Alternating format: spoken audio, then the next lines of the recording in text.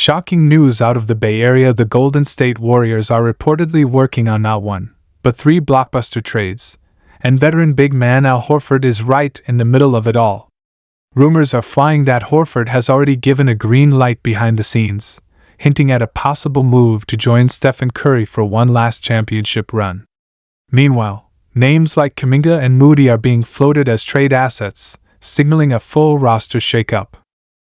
Is this the Warriors' big plan to reload and go all in one more time? Fans are buzzing, insiders are watching closely, and if these deals go through, Golden State's future could change overnight. Stay locked in, this is getting serious.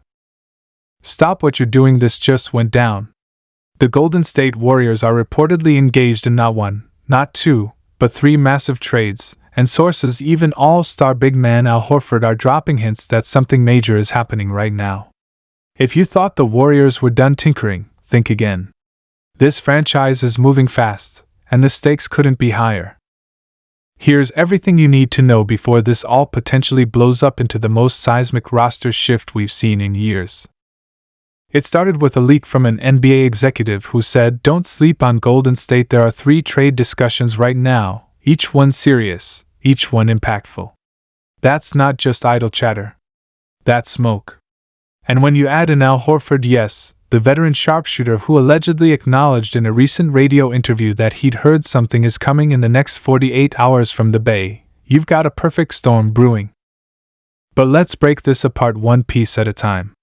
Trade 1, Wing Shooter Edition.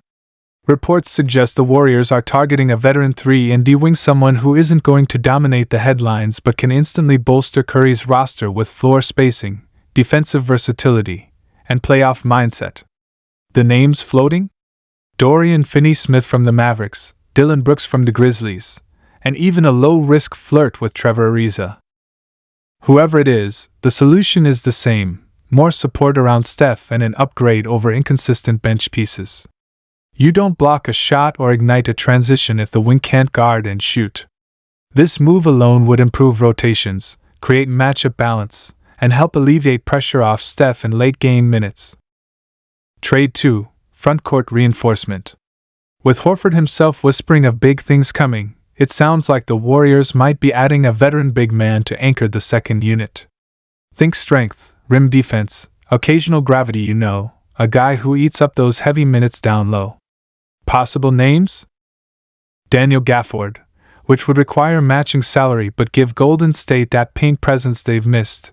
Mo Bamba on a pick-up-and-flip scenario, or even a reunion with JaMychal Green or another dependable rotation forward. If drafted wisely, he could stabilize that frontcourt rotation when Draymond rests or Kuminga needs support. Trade 3, Backcourt Depth or Cap Clearing. Rumors swirl that the Dubs may jettison a veteran contract to create cap flexibility. That could involve meeting a team halfway on Gary Payton II, or even exploring trades for expiring deals to shed salary and open space for potential mid-season free agents or targeted buyout additions. Another angle? A backcourt deal involving Jordan Poole. Some teams believe a change of scenery could reignite his game, and Warriors brass may be listening. They're keeping options open. Either they upgrade their bench or buy dead salary, and every path points to one conclusion: they're serious about contending this season. Now let's talk timing. GM Mike Dunleavy Jr. and Bob Myers, yes, Myers is back in an advisory role, have made it clear behind closed doors: this window won't last forever. Steph's elite. Draymond's still a force. Kuminga's maturity curve is rising. But every delay weakens momentum. Hence why these trades are being pushed before free agency, before the season accelerates, before any risk of injury or decline. So what does this mean for on-court rotations? If the wing piece arrives, you suddenly have more lineup flexibility. Move Wiggins to 6th-man roles, give Moody or Kuminga specific run, and let the new wings slide into two-way switches. The frontcourt anchor means better control over 2-ND unit defense, more paint presence, and less late-game anxiety. And the backcourt or cap trade? That means either a younger wing or better financial positioning to make additional moves come January or February. Let's not ignore the locker room dynamics. Al Horford is so intrigued he literally confirmed whispers. That's not just excitement, it's validation. Other veteran players think Durant-era guys will see this and feel the urgency again. Expect leadership to shift, expectations to reset upward, and for Curry to verbally push for every bolt and screw to be tightened. He tweets less and leads more these days, so any sign of roster commitment is amplified through his voice. But here's what makes this truly shocking: the Warriors haven't made blockbuster noise all summer. No Durant-type rumblings. No massive free agent entries. They've remained quiet while rebuilding core rotations. And now? Out of nowhere, 3 trades, active rumors, sources confirming the Bay is buzzing. If one of these deals lands, the narrative flips instantly from Warriors retooling to Warriors reloaded. That has deep postseason implications. That affects Vegas odds, playoff seeding whispers, and even franchise valuation.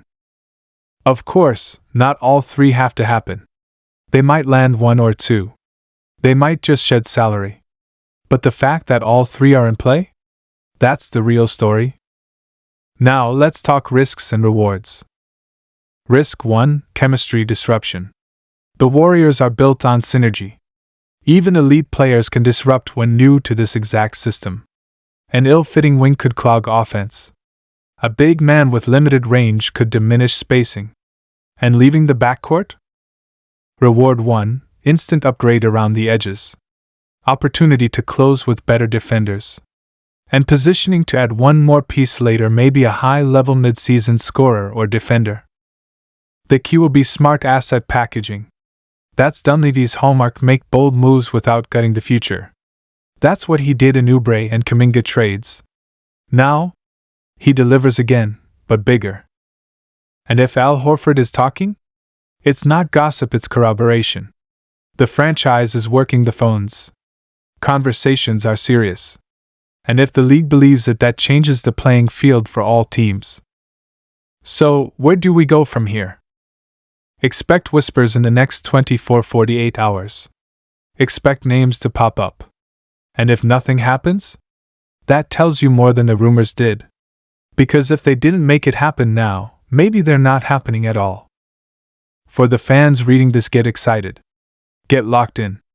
Because this could be the biggest reshuffle since Kevin Durant arrived. Not in size, but in potential impact. So we turn it over to you. Which of the 3 trades excites you most? Wing, frontcourt, backcourt/cap? And how much risk are you willing to take for a shorter window? Smash that like button if you want the Warriors to push all chips in. Drop your thoughts in the comments. And don't forget to subscribe, because if any of these deals get confirmed, the next 48 hours are going to set goalposts for the season. Golden State is awake. And if they strike, the NBA better watch out.